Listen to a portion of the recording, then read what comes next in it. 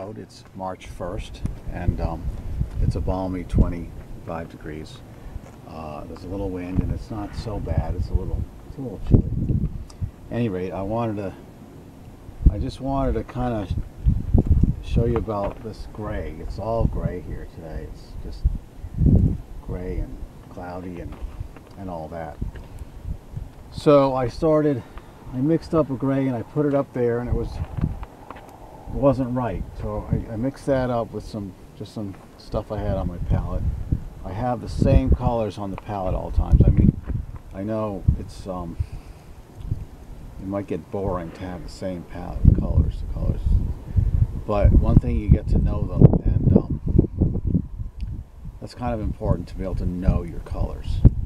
And what better way to know your colors than just to use them? Because I really, the last color chart I did was probably 1980 or something like that. It's probably a good idea, but I'm too lazy to do a color chart these days.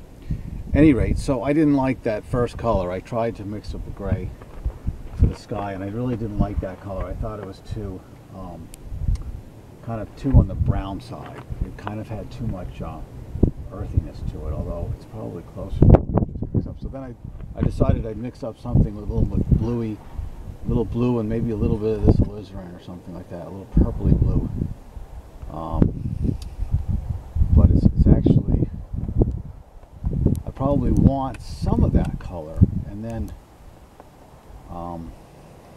to push it in that direction.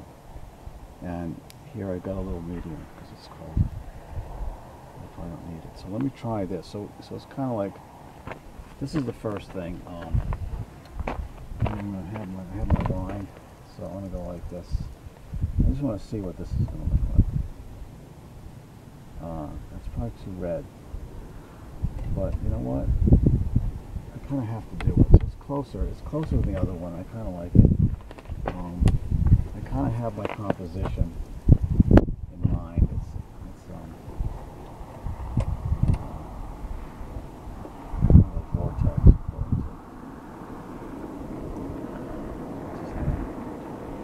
So that's a little more purpley than I wanted, but it's close.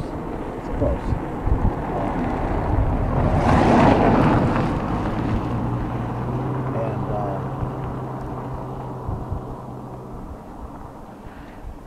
Once I sort of once you establish one thing, it's almost like it literally sets the tone, so to speak, for the whole painting. Because what happens is you're working in relationship to other things. So if I say, well, that sky is what is it? It's a little more. It's not bad. It's kind of mine is a little purpley in comparison to the reality of it. I might want to put, hopefully it won't blow away. I might want to put a little. Well, this got a little lead white on there. It's kind of warm. I might want that there. And so when I go to mix the next color, I'm not going to bore you with all this repetition. I want this flat. When I go to mix the next color, probably maybe that the darkness of those hills and that first barn, something in there. What I'm going to do is I'm going to look at that color in relationship to reality, and then I'm going to look at my color in relationship to the next color, and how it just might it probably will use some of what I just mixed, because it just seems to make sense, and plus, kind of cheap. I want to use all the paint I can.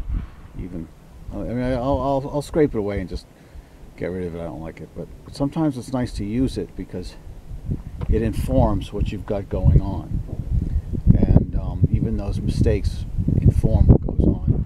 And even sometimes the mistakes are like, well, why did you reach for that color or that tone in the first place? Maybe it wasn't such a bad thing. So maybe a little bit of influence of that is appropriate for the painting, and trusting those instincts. So that's all I was going to talk about today. And so it's a lovely day. I'm glad you could join me. It's 26 degrees and just in between snowflakes, and March 1st, 2015. We're on McCart Road in White Creek, and we'll see how it ends. Thank you very much. Bye-bye now.